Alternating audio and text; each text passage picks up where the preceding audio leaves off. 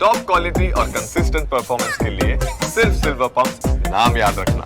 દ્વારકાધીશના જન્મદિવસની ભગવાન લાલાના આવવાની વધામણીનો બસ થોડો જ સમય બાકી રહ્યો છે.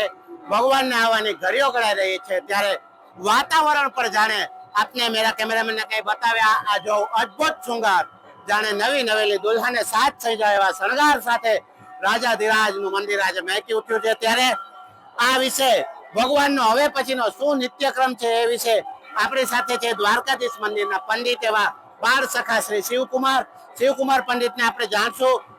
શિવકુમારજી, જય દ્વારકાધીશ. જય દ્વારકાધીશ. હવે પછીના ઠાકોરજીના નિત્યક્રમ શું રહેશે? આજે ઠાકોરજીનો 5252મો જન્મોત્સવ છે.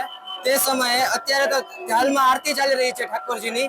ત્યાર પછી રાત્રિના 12 વાગે ઠાકોરજીનો જન્મ થશે.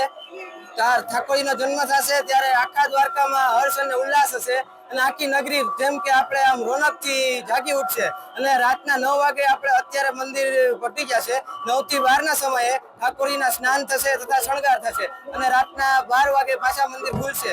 રાતના 12 થી લઈને 3 વાગ્યા સુધી મંદિરના ભગવાન શ્રી દ્વારકાધીશના મંદિરમાં દર્શન થશે અને પછી 3 વાગે મંદિર પાછા પહોંચી જશે. પછી બીજે દિવસે સવારે 6 થી 10 નો સમય રહેશે.